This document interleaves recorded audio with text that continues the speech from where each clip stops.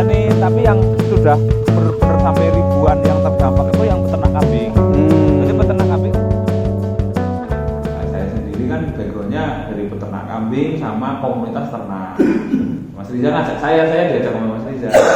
Kita awalnya nggak tahu nih Pak Imam siapa saya nggak tahu. Jadi kita asal nyeplos ngomong aja, Pak kalau Bapak kepingin gerakan nanam di hulu, di Batur, di Wanayasa, di Karangkobar, di di Pejawaran, komunitas yang layak untuk diajak itu peternak kambing. Karena peternak kambing itu orang-orang yang mau nanam pohon itu tanamannya dijaga. Sedangkan kami Pak anak muda ini sudah meneliti Pak. Jadi tanaman yang paling baik untuk kambing dan domba itu tanaman kayak kaliandra, indigo vera, kebak, wilada, itu tanaman kayu yang sifatnya itu bisa besar, tapi daunnya itu proteinnya bisa sampai di atas 20% untuk kambing gitu. Indigo vera, kebak wilada itu untuk seperti di lahan-lahan 800 sampai 1000 mdpl.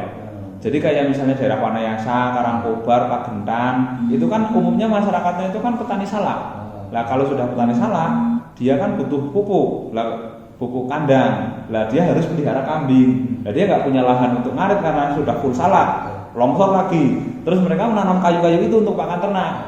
Lah dari situ Pak Imam langsung poinnya, wah ini buat entry point komunitas ini. Jadi ada orang-orang yang sudah nanam. Dan kami tekankan bahwa kami nggak ngomong teori, petani-petani kami ada datanya. Petani-petani yang mereka itu sudah jenuh untuk nanam cabai karena cabai itu pas harga bagus bisa jadi barangnya sedikit, pas lagi banyak, ini murah, terus obatnya, lanjarannya, tenaganya itu naik terus. Lah, itu banyak peternak-peternak kami itu yang berpindah, yang tadinya petani sayur jadi peternak. Ada namanya seperti Kang Ali, ada Pak Gunawan. Itu memang kita ketemu Pak Imam itu sudah gerakan peternak itu sudah masuk tahun ketiga sebenarnya gitu. Nah dari situ, udah kayak gini aja. Indonesia Power bisa bantu apa? Saya ada referensi mesin silase baler untuk pengawetan pakan.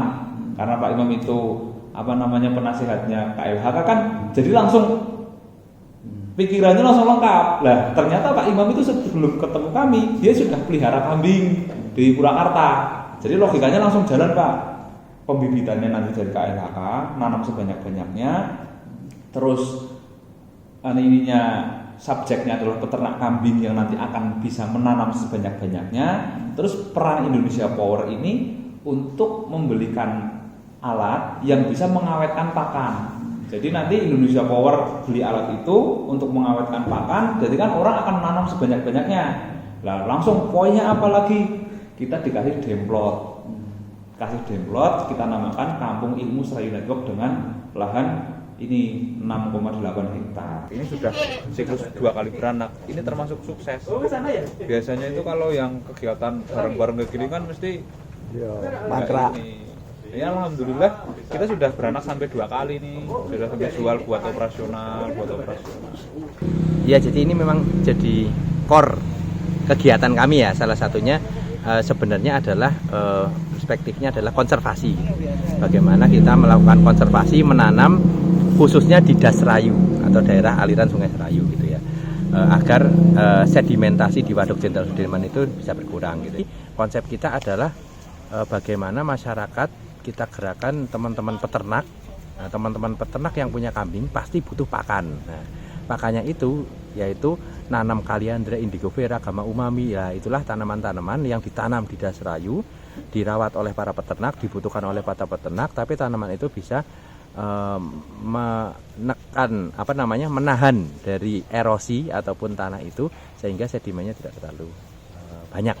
Kalau selama ini kan bagi-bagi bibit itu kan udah ratusan ribu bibit, bahkan jutaan bibit gitu ya seperti itu. Tapi ada beberapa masyarakat yang ketika menanam itu dicabut karena tidak dibutuhkan oleh masyarakat gitu, sehingga tidak dirawat gitu seperti itu.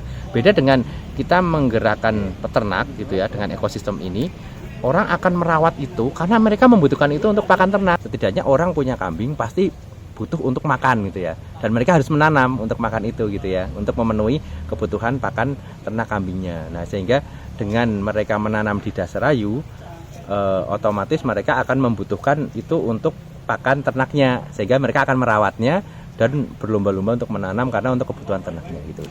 Kalau mereka tidak menanam, mereka tidak bisa makanin kambing. Kalau mereka tidak menjaga itu, mereka juga kambingnya tidak bisa makan. Nah, ini menjadi suatu tidak hanya gerakan konservasi, tetapi juga menjadi gerakan ekonomi yang memberdayakan masyarakat dan juga mengangkat kesejahteraan masyarakat. Nah, sehingga kambing itu nanti akan bisa menjadi perputaran ekonomi di masyarakat, sehingga simbiosis mutualisme ya gitu ya, seperti itu. Kami memang lagi semua ya tentang serayu, sebenarnya ada serayu.